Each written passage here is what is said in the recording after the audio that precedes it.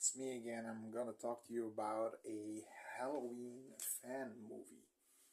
First, before I start with that, I had also an idea of a Halloween movie that I thought would be interesting because they're gonna come out with a new Halloween movie, and sorry, um, what the hell are they gonna do? I mean, they did it all, right? I hope they don't reboot The Curse of Thorn. That would be just awful. I don't want to see that shit. Um, what what can they do, right? And I had the idea. Actually, I picked those ideas from two movies. This fan-made movie that I'm gonna talk about in a few minutes, and then Halloween Resurrection, not the entire movie, just the Big Brother stuff, the camera stuff. So I thought, found footage movies are actually up in the air nowadays. They're becoming more popular. And I never seen a found footage slasher movie. If somebody knows a slasher movie, I'm not talking about the point of view of the slasher, like the Poughkeepsie tapes or something like that. I'm talking about people that are hunted by a slasher. I never seen that before. Now I was thinking, okay, why not make a Halloween found footage movie? In the Laurie Strode arc between Halloween 2, 1981 and H2O. Now you don't have to have Laurie Strode. Of course, you just have not known actors, but they can act naturally. An investigation team, an amateur investigation crew of 5 people go to Haddonfield, get themselves a B&B, bed and breakfast house where they can stay. That's run by a couple. So you got 7 people, meaning 7 people are gonna die. Okay, this is where Michael would win. The end. Nobody will survive. It's the typical found footage ending, but what you can do with that is using that camera like Carpenter did in the first movie, where they think they see him behind the brushes and then he's gone, or between the laundry and then he's gone, or behind a car and then he's gone. They can lay the camera down and the crew doesn't see him, but we as the audience see him standing in the distance, looking and stalking and waiting and biding his time. For example, they go to the Haddonfield Memorial Hospital, right? And somebody thinks they saw something it's closed down, right? And they see something in the window. They thought a person, but he probably was wrong. He wasn't wrong. That was Michael Myers seeing the people he wants to target. Now, like I said, we as the audience can see him at some places. We can count how many times we see him, and eventually the crew starts to see him, some of the crew. And at the end, Michael Myers comes to them instead of them going to him. He kills and slays visceral Michael Myers, killing the owners of the B&B, the 5 people of the investigation crew, visceral, gory, for the gore fans.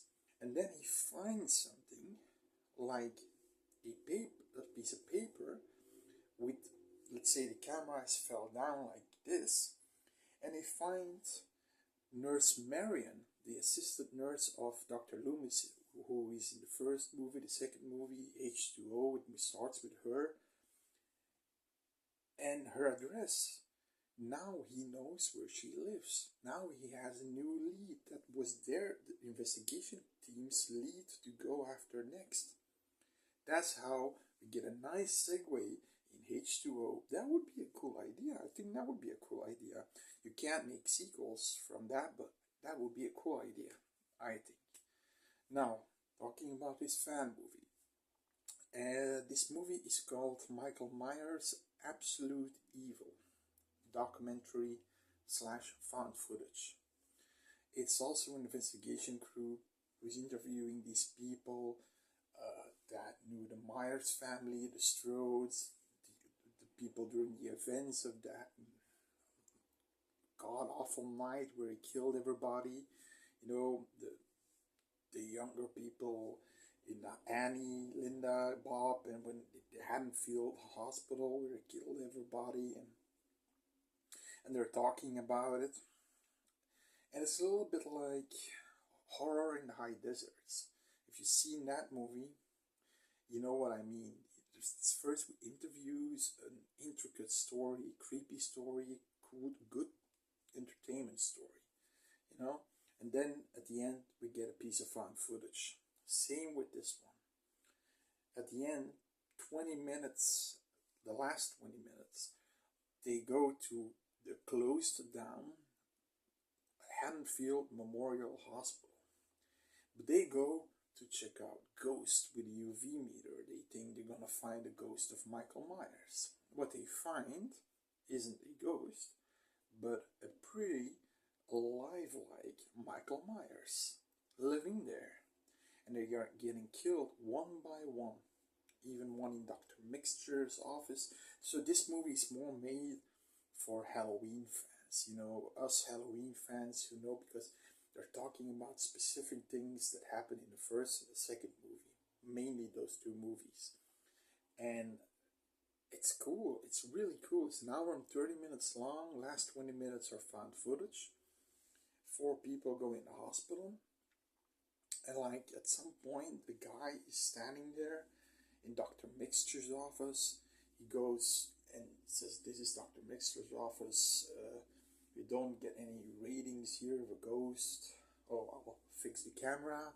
And then you see a shadow behind him, getting him like this, slitting his throat. And I mean, it's pretty cool. Pretty cool for a fan movie.